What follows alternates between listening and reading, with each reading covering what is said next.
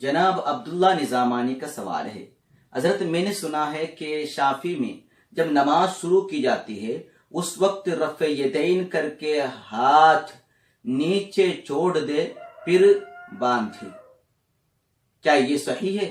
یا پھر رفع یدین کر کے ڈائریکٹ ہاتھ باندھ لے؟ یہ صحیح ہے؟ تو یہ سوال ہے۔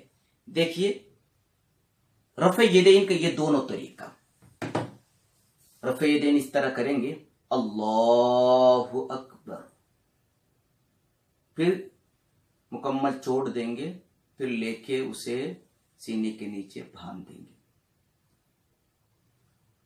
اور ایک طریقہ، رفع یدین کریں گے، اس کے بعد ڈائریکٹلی اسے سینے کے نیچے باندھیں گے۔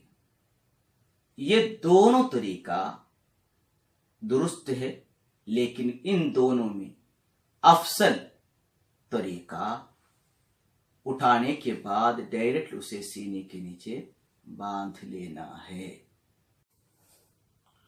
دوسرا کمنٹ یہ ہے کہ عورت خواتین حضرات جب نماز پڑھتے وقت کیا وہ اقامت اذان دونوں دیں گی؟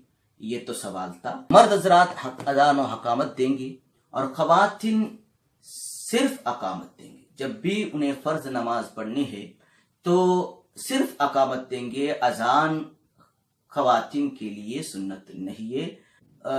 فرض نماز اگر وہ باجماعت ادا کرتی ہے گھر پہ، تب بھی اسے صرف اقامت دینی ہے۔